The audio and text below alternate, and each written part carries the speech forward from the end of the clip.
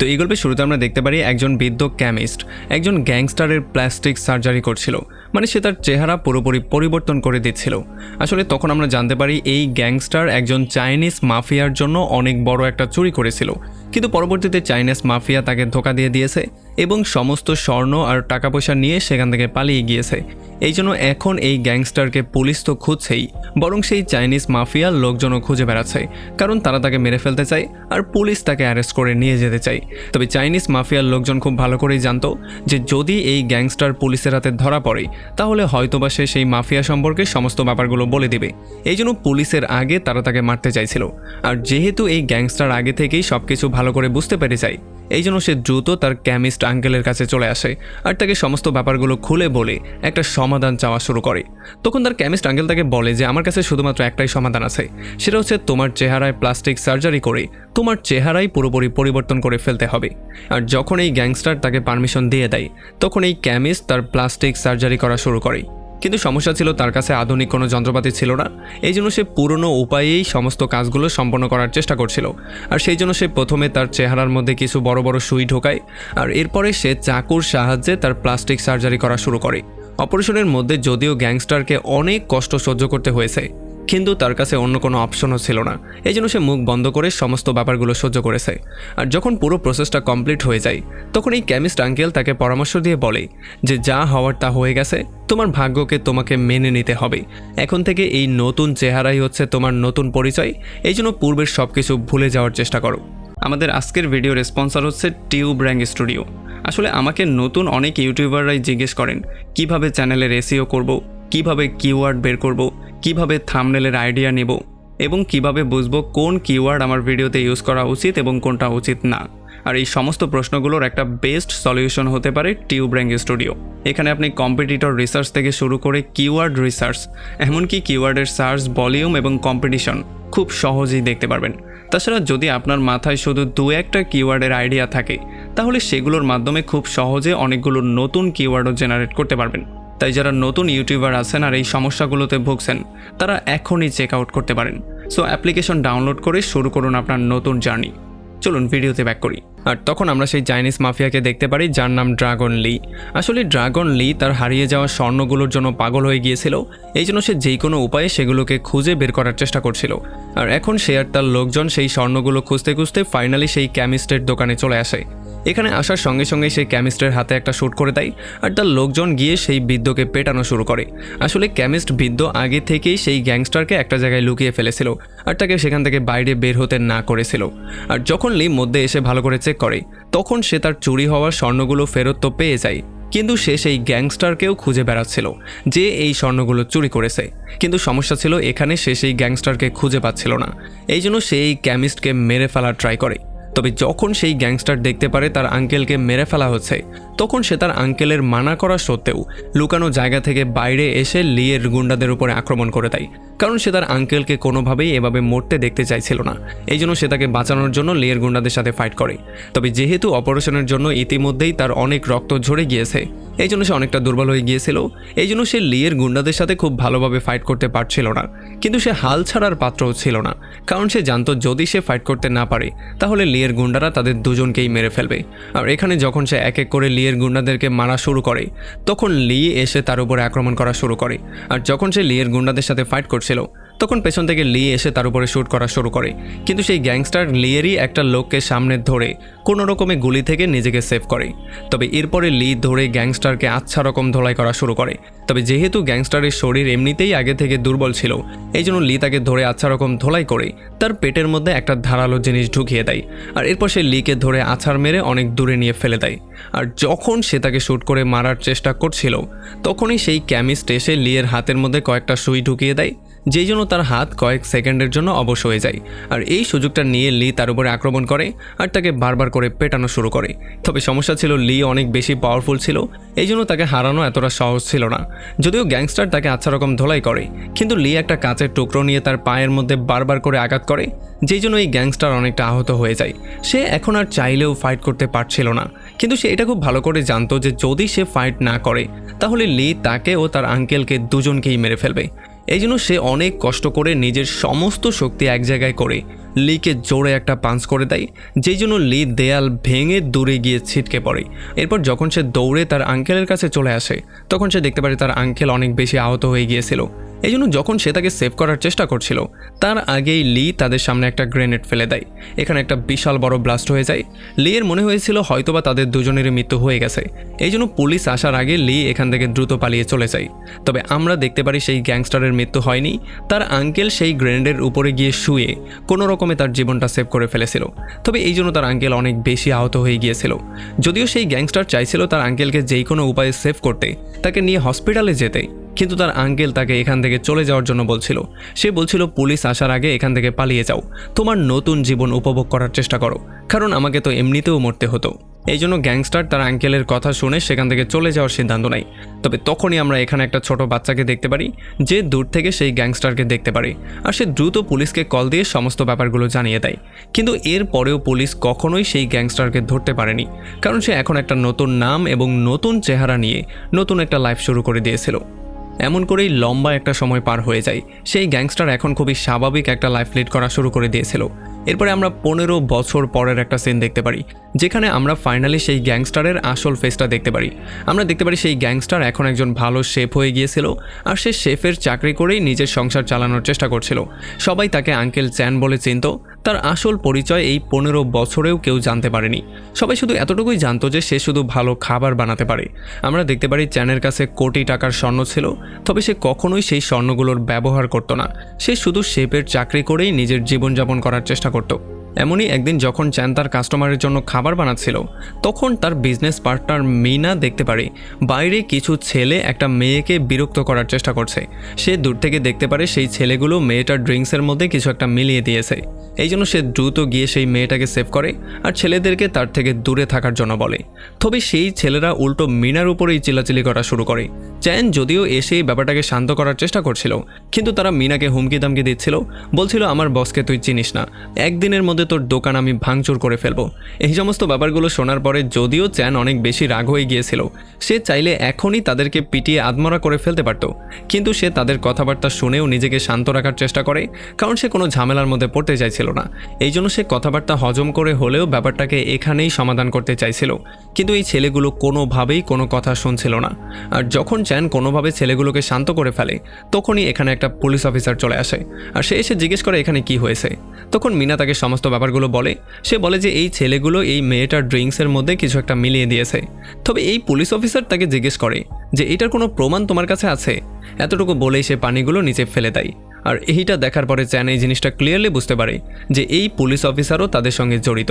এই জন্য সে তাদের সঙ্গে বাড়তি কথা বলে কোনোভাবেই ঝামেলা নিজের কাঁধে আনতে চাইছিল না।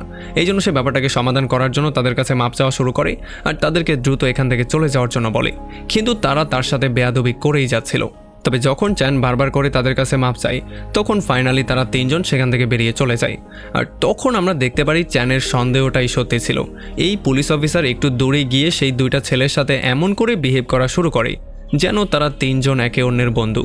এরপরে আমরা ইউই নামের ছোট একটা মেয়েকে দেখতে পারি, যাকে স্কুলের বাচ্চারা বুলি করার চেষ্টা করছিল। আসলে যেহেতু সে তার আঙ্কেলের কাছ থেকে কুংফু শিখেছিল, এই জন্য সে এখানে তার কুংফুর ব্যবহার করে বাচ্চাদেরকে আচ্ছা রকম করে ধোলাই করে। অন্যদিকে চ্যান, যে কিনা অলরেডি এখানে চলে এসেছিল, সে সাইডে লুকিয়ে সমস্ত ব্যাপারগুলো দেখছিল। সে অপেক্ষা করছিল বাচ্চাদেরকে ধোলাই হওয়া দেখার জন্য। আর যখন বাচ্চাদেরকে একটা পর্যাপ্ত পরিমাণ ধোলাই দেয়া হয়ে যায়, তখন সে গাছের পেছন থেকে বাইরে আসে আর ইউইকে নিয়ে বাসার দিকে যাওয়া শুরু করে। সে তাকে রাস্তায় বুঝিয়ে বলে যে এমন মারামারি করা একেবারেই উচিত না। আর আজকে যেহেতু ইউইর বার্থডে ছিল, এই জন্য চ্যান তাকে ছোট একটা গিফট দেয়, যেই গিফট পাওয়ার পরে ইউই অনেক বেশি হ্যাপি হয়ে যায়। এরপরে রাতের বেলায় আমরা সেই পুলিশ অফিসারকে দেখতে পারি, যার নাম হচ্ছে ওয়াং। আসলে সে একটা সিক্রেট পার্টিতে ইনভাইট পেয়েছিল আর এখানে ফুর্তি করার জন্য সে এসেছিল। তবে এই পার্টিতে চ্যানও উপস্থিত ছিল। সে এসেছিল এই হোটেলের মালিককে খাবার ডেলিভারি করার জন্য। আর যখন অফিসার ওয়াং ভেতরে চলে আসে, তখন সে দেখতে পারে এখানে নেশার মাধ্যমে বিভিন্ন মেয়েদেরকে ইল্লিগালি নাচানো হচ্ছে আর তাদেরকে দিয়ে ইল্লিগাল কাজ করানো হচ্ছে। এখানে হোটেলের যে মালিক ছিল, সে অফিসার ওয়াংয়ের ভালো একজন বন্ধু ছিল। এই জন্য সে তাকে আজকের নতুন একটা মেয়ে দেয়, যাকে আজকেই তারা সিঙ্গাপুর থেকে ধরে এনেছে আর এখন নেশার মাধ্যমে তাকে নাচানো হচ্ছে। আর এই মালিক ওয়াংকে এই মেয়ের সঙ্গে ফুর্তি করার জন্য বলে। আর যখন ওয়াং জোর করে সেই মেয়ের কাছাকাছি যাওয়ার ট্রাই করে, তখন এই মেয়েটার কোনো হুশই ছিল না। তবে যখন ওয়াং তাকে কিস করার চেষ্টা করে তখন এই মেয়েটা হুঁশে চলে আসে। এই জন্য সে কামড় দিয়ে ওয়াংয়ের ঠোঁট কেটে ফেলে, যেটা দেখার পরে ওয়াং অনেক বেশি রাগ হয়ে যায়। তবে এই হোটেলের মালিক এসে ওয়াংয়ের কাছে মাপ চাওয়া শুরু করে, আর এই মেয়েটার এমন কাহিনীর জন্য তাকে জোরে চর মারার চেষ্টা করে। তবে তখন ওয়াং সেই মালিককে থামিয়ে দেয় আর এমনটা না করার জন্য বলে। তবে তখনই এই মালিকের কাছে একটা কল চলে আসে আর তাকে বলা হয় যত দ্রুত সম্ভব এখান থেকে পালিয়ে যাওয়ার জন্য, কারণ সে যাকে বন্ধু মনে করছিল, মানে পুলিশ অফিসার ওয়াংকে, সে আসলে তার কোনো বন্ধু ছিল না, সে তার পেছনে গোয়েন্দাগিরি করছিল। আর যখন অফিসার ওয়াং তার হাবভাব বুঝতে পারে তখন সেও ব্যাপারটা পরিষ্কার হয়ে যায়। এই জন্য যখন সেই লোকটা পালিয়ে যাওয়ার চেষ্টা করে তখন অফিসার ওয়াং তাকে ফলো করে বাইরে চলে আসে। তবে সেই লোকটার লোকজন অফিসার ওয়াংকে চারপাশ দিয়ে ঘিরে ফেলে, কিন্তু ওয়াং একেবারেই ভয় পায় না, বরং সে তাকে হুমকি দিয়ে বলে যে যদি তুমি আমার সাথে পুলিশ স্টেশনে এখন না যাও তাহলে তোমাদের সবার সাথে অনেক খারাপ কিছু হবে।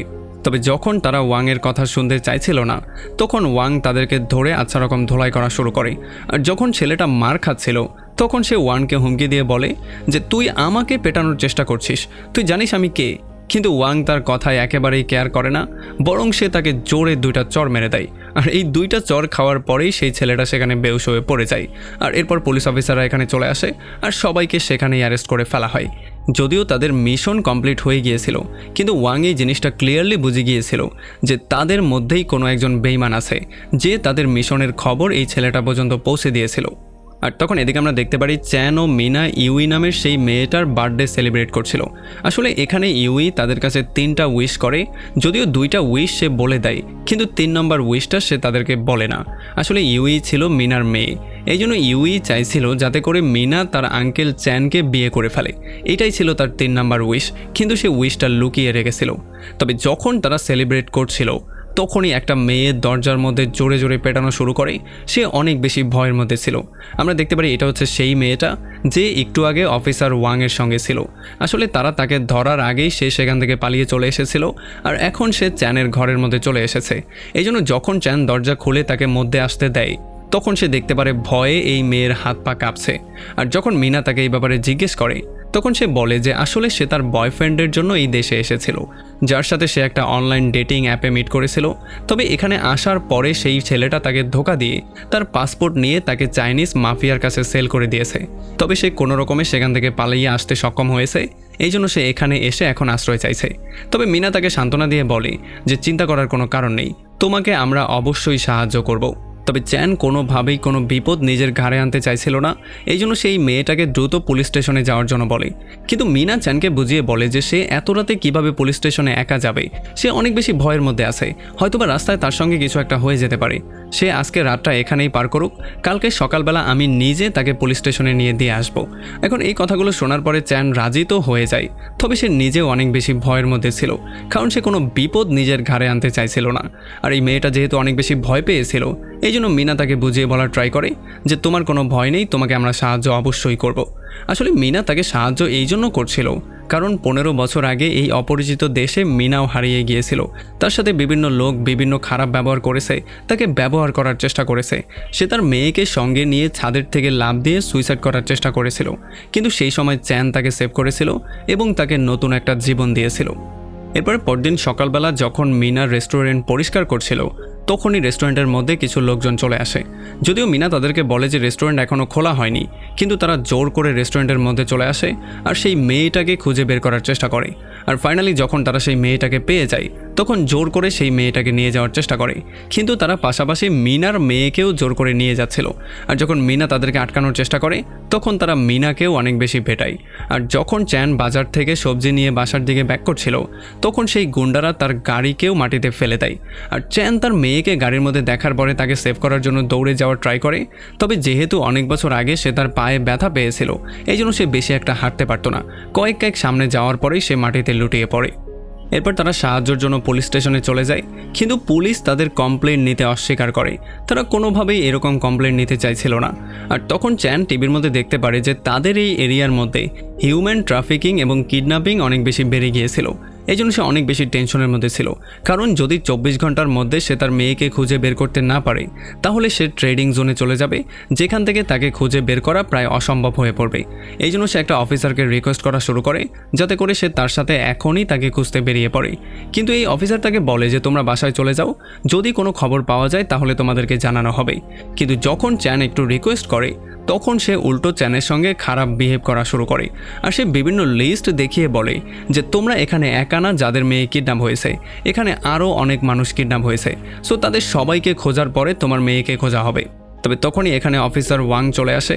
সে দেখতে পারে সেই ছেলেটাকে জিজ্ঞাসাবাদ করা হচ্ছিল যাকে কালকে রাতে তারা ক্লাব থেকে ধরে এনেছিল। আসলে যেহেতু তার কাছে ড্রাগ পাওয়া যায়নি এই জন্য তাকে পুলিশ ছেড়ে দেওয়ার প্রিপারেশন নিচ্ছিল। তবে তখনই ওয়াং লুকিয়ে তার পকেটের মধ্যে ড্রাগ ঢুকিয়ে দেয় আর অন্য অফিসারকে বলে দ্রুত তাকে চেক করার জন্য। আর এরপর যখন সে কাগজপত্র দেখা শুরু করে তখন সে এখানে ইউই এবং সেই মেয়েটার একটা পিকচার পেয়ে যায়। এইটা দেখার পরে সে বুঝতে পারে এটা হচ্ছে সেই মেয়েটা যার সঙ্গে কালকে রাতে ক্লাবে তার দেখা হয়েছিল। এই জন্য সে ক্লিয়ারলি বুঝতে পারে যে ক্লাবে যেই ছেলেটা ছিল, মানে যে মালিক ছিল, সে এটা খুব ভালো করে জানে এই মেয়েদেরকে কোথায় নিয়ে যাওয়া হবে। এই জন্য সে তাকে জিজ্ঞাসাবাদ করতে চলে আসে। অফিসার ওয়াং যখন এই ছেলেটাকে জিজ্ঞেস করে সেই মেয়েটাকে কোথায় নিয়ে যাওয়া হয়েছে তখন সে তার উকিল ছাড়া কোনো কথা বলতে অস্বীকার করে। আর এইটা শোনার পরে অফিসার ওয়াং তার সহকর্মীকে কফি আনার জন্য বলে, আর যতক্ষণে সে কফি নিয়ে আসতো ততক্ষণে ওয়াং তার মুখ থেকে সমস্ত তথ্য বের করে ফেলে। এরপরে ওয়াং তার মিশনের সমস্ত রিপোর্ট কমিশনার সাইমনের কাছে সাবমিট করে, আর কমিশনার সাইমন রিপোর্ট দেখার পরে ওয়াংকে বাহাবা দেওয়া শুরু করে। আমরা জানতে পারি কমিশনার সাইমন হচ্ছে গিয়ে ওয়াংয়ের আঙ্কেল, যে একটা সময় তার বাবার সঙ্গে কাজ করত। আর ওয়াং ছোটবেলা থেকেই তার বাবার কাছ থেকে ইন্সপায়ার হয়ে পুলিশ অফিসার হতে চাইতো। তবে কমিশনার সাইমন না থাকলে হয়তোবা সে কখনো পুলিশের চাকরি পেত না। এরপরে যখন ওয়াং আর তার আঙ্কেল সাইমন তার বাবার কবরের কাছে যায় তখন আমরা জানতে পারি আজ থেকে 15 বছর আগে যখন সেই গ্যাংস্টার পালিয়ে যাচ্ছিল তখন সেখানে যেই ছোট বাচ্চাকে আমরা দেখতে পেয়েছিলাম সেটা আর অন্য কেউ ছিল না, সেটা ওয়াংই ছিল। আসলে ওয়াংয়ের বাবা তখন সেখানে পেট্রোল ডিউটি করছিল, আর যখন ওয়াং তার বাবার কাছ পর্যন্ত গিয়ে পৌঁছেছিল তখন সে দেখতে পেয়েছিল তার বাবাকে কেউ গুলি করে মেরে ফেলেছে। আর তখন থেকে আজ পর্যন্ত সে সেই গ্যাংস্টারকে খুঁজে বের করার চেষ্টা করছে, কারণ তার মনে হয়েছিল হয়তোবা সেই গ্যাংস্টারই তার বাবাকে শুট করে মেরেছে। এখন কবরস্থানে ওয়াং তার আঙ্কেলকে বলে যে সে যেই কোনো মূল্যে সেই গ্যাংস্টারকে খুঁজে বের করে তার থেকে প্রতিশোধ নিতে চায়। কিন্তু সাইমন তাকে একটু সাবধানতা অবলম্বন করার জন্য বলে, কারণ সে বলে যে তোমার যে প্রতিপক্ষ সে মোটেও কোনো দুর্বল পারসন না, এই জন্য প্রতিটা পদক্ষেপ বুঝে শুনে নেওয়ার চেষ্টা করবে। এদিকে চ্যান তার মেয়েকে খুঁজে বের করার জন্য আশেপাশের সমস্ত সিসিটিভি ক্যামেরার ফুটেজ চেক করা শুরু করে, আর ফাইনালি তারা একটা ফুটেজের মধ্যে সেই গাড়ির নাম্বার প্লেট পেয়ে যায় যেই গাড়ির মাধ্যমে তার মেয়েকে কিডন্যাপ করে নিয়ে যাওয়া হয়েছে। আর যখন এই নাম্বারটা নিয়ে তারা বিভিন্ন মেকানিককে দেখানো শুরু করে তখন অনেকগুলো মেকানিককে দেখানোর পরে ফাইনালি একটা মেকানিককে তারা পেয়ে যায় যে কিছুদিন আগেই এই গাড়িটাকে রিপেয়ার করেছিল।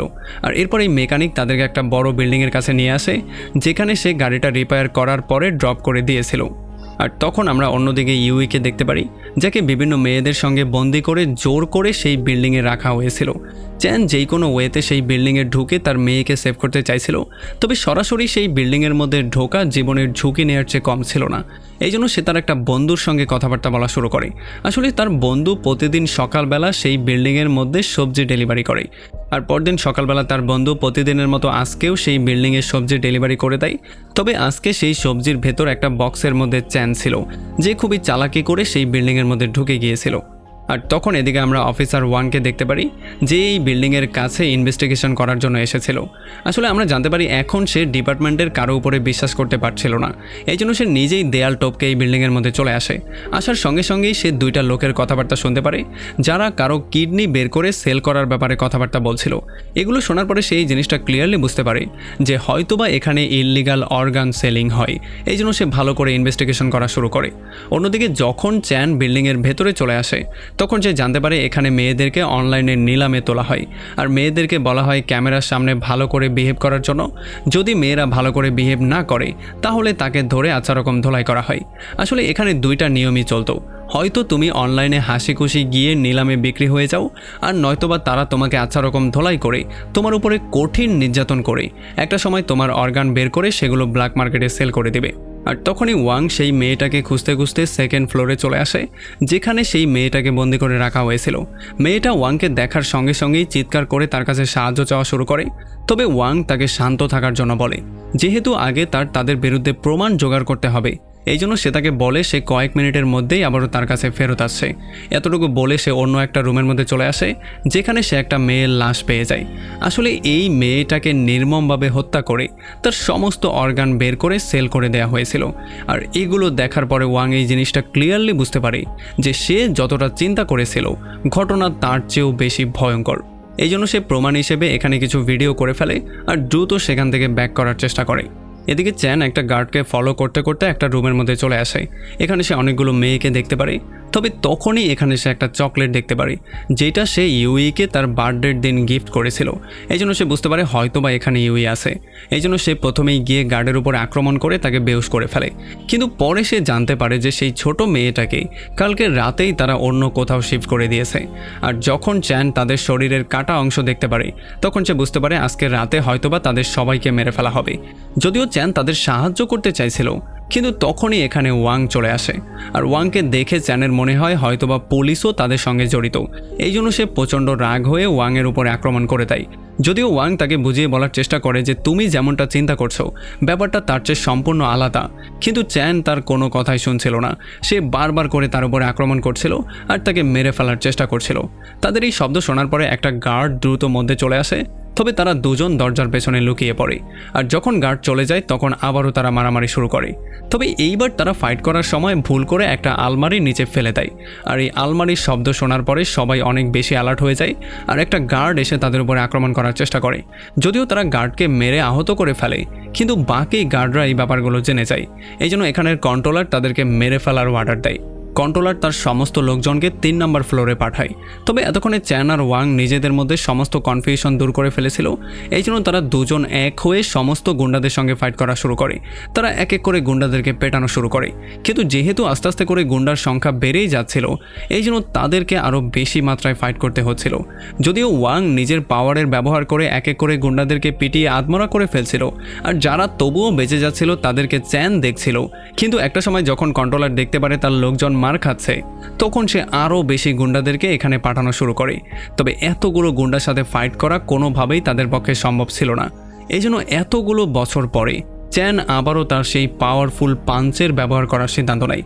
যখন সে তার সেই পাওয়ারফুল পাঞ্চটা করে, তখন এক পাঞ্চের সাহায্যেই অনেকগুলো গুন্ডা সেখানে আহত হয়ে যায়।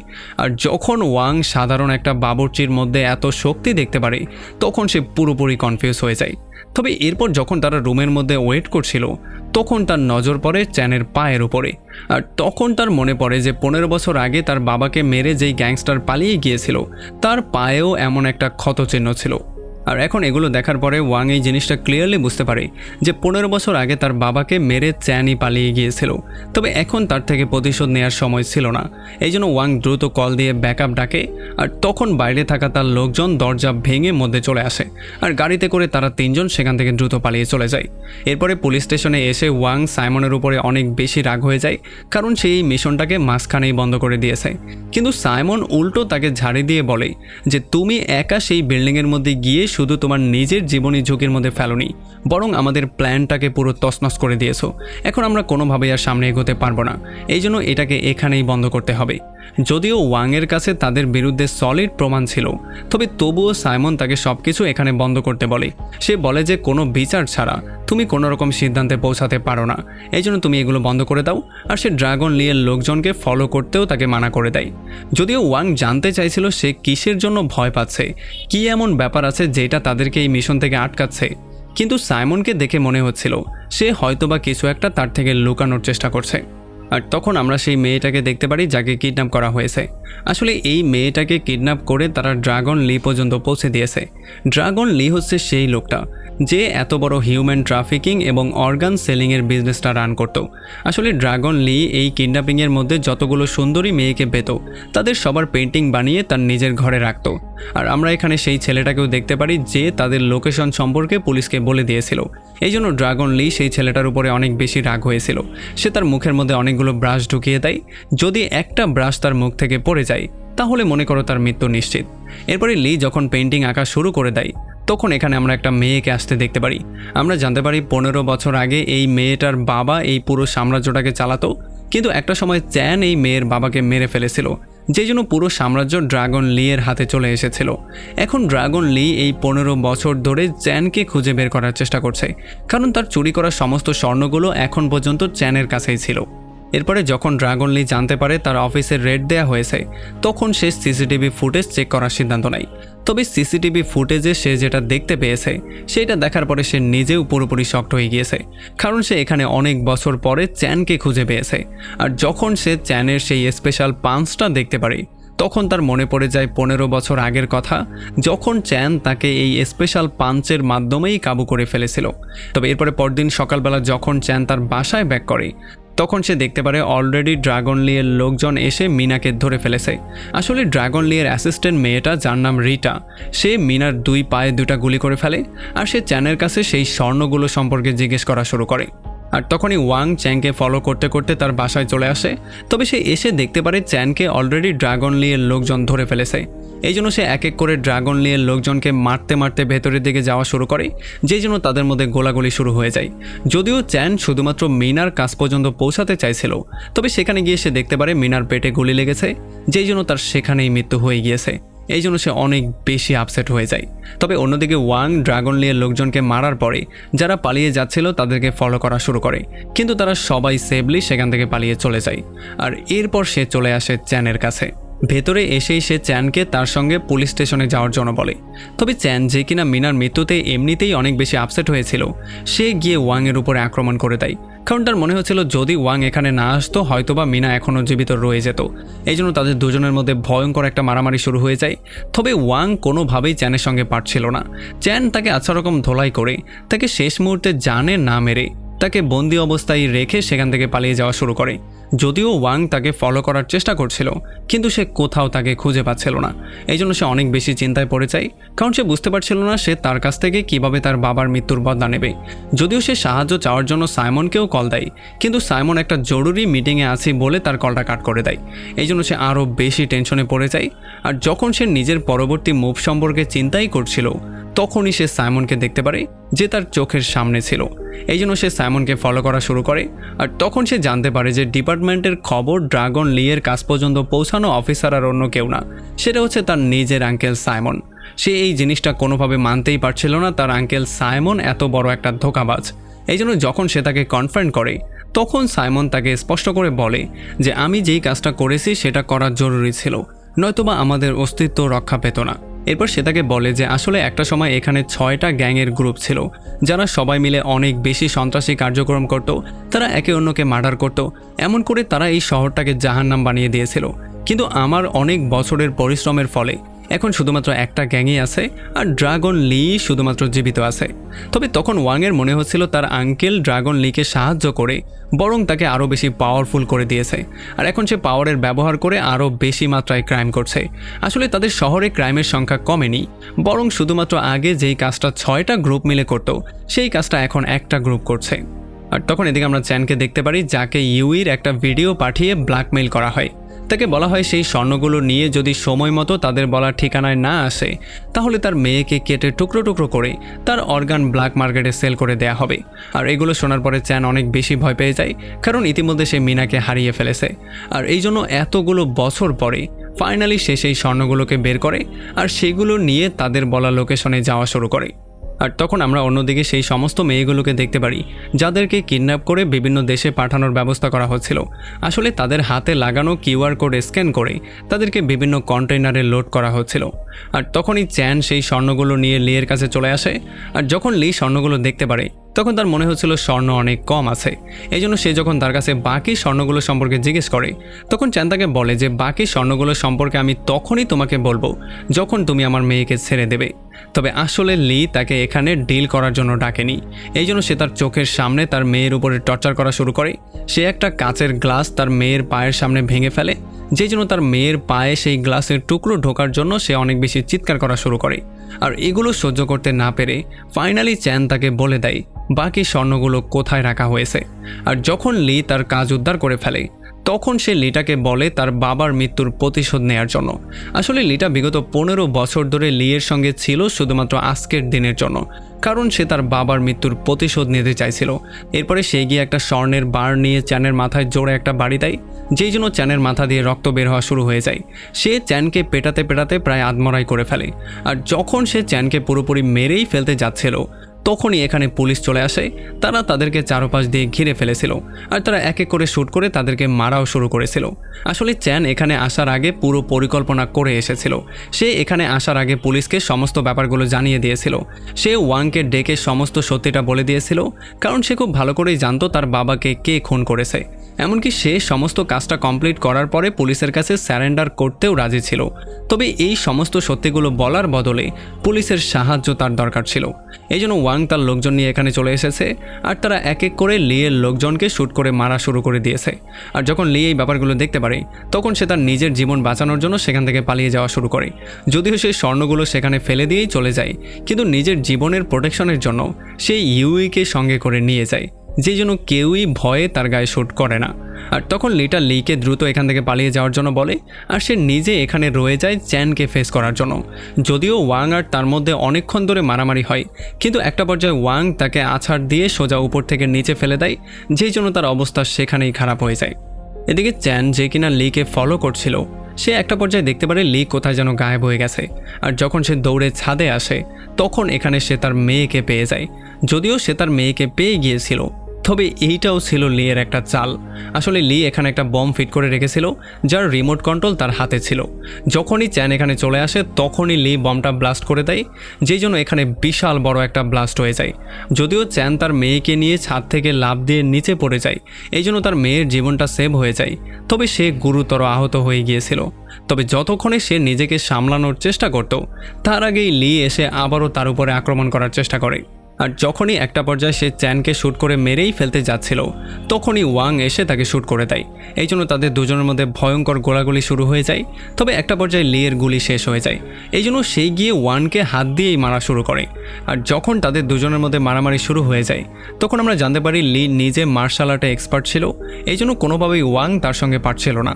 তবে ওয়াং হাল ছাড়তে চাইছিল না, সে বারবার করে ফাইট ব্যাক করেই যাচ্ছিল। কিন্তু একটা পর্যায়ে যখন লি তাকে মেরে ফেলতে যাচ্ছিল, তখন চ্যান তার জীবনের পরোয়া না করে মাঝখানে চলে আসে। তবে এর জন্য তার গায়ে একটা বুলেট লেগে যায়। আর যখনই ইউই এগুলো দেখার পরে চ্যানকে সেভ করার জন্য দৌড়ে যাওয়ার চেষ্টা করে, তখনই লি তাকে ধরে ফেলে আর সে তাকে ধরে ছাদ থেকে নিচে ফেলে দেয়। কিন্তু ওয়াং কোনো রকমে শেষ মুহূর্তে লাফ দিয়ে তাকে সেভ করে ফেলে। এরপরে যখন লি এসে চ্যানকে মারার চেষ্টা করে, তখন চ্যান তাকে নিয়ে সোজা ছাদ থেকে নিচে লাফ দেয়। যদিও সে চাইলে তাকে মারতে পারত, কিন্তু সে লিয়ের মুখ থেকে সত্যিটা বের করতে চাইছিল। আর তখন লি ভুল করে কনফেস করে ফেলে যে আজ থেকে 15 বছর আগে সে নিজেই তার বস মানে লিটার বাবাকে মেরেছিল। আর তখনই পেছন থেকে লিটা এই সমস্ত ব্যাপারগুলো শুনতে পারে, এই জন্য সে একটা চাকু দিয়ে তার পিঠের মধ্যে আঘাত করা শুরু করে। যদিও সেই চাকু দিয়ে সে লিটাকেও মেরে ফেলার চেষ্টা করে, কিন্তু লিটা বারবার করে চাকু দিয়ে তার পেটের মধ্যে পাঞ্চ করে, যেই জন্য তার অবস্থা অনেকটা খারাপ হয়ে যায়। যদিও লি এখান থেকে পালিয়ে যাওয়ার চেষ্টা করছিল, কিন্তু লিটা তার হাতে হ্যান্ডকাপ পরিয়ে দিয়েছিল, যেই জন্য সে পালাতেও পারছিল না। যদিও আহত হওয়ার জন্য চ্যানের গায়ে খুব বেশি একটা শক্তি ছিল না, কিন্তু তবুও সে তার সমস্ত শক্তি এক জায়গায় এনে আবারও তার স্পেশাল পাঞ্চটা করে, যেই জন্য লি গিয়ে দূরে ছিটকে পড়ে। আর এখন সে অনেকটাই আহত হয়ে গিয়েছিল, সে উঠতে পর্যন্ত পারছিল না। তবে তখনই এখানে সাইমন চলে আসে, সে লিকে দেখার সঙ্গে সঙ্গেই শ্যুট করে মেরে ফেলে। তবে তখন ওয়াং তাকে বলে যে আপনি এমনটা কেন করলেন, আমরা সমস্ত ব্যাপারগুলো হ্যান্ডেল করেই নিচ্ছিলাম। কিন্তু সাইমন তাকে বলে যে এই জানোয়ারদের মরে যাওয়াই উত্তম।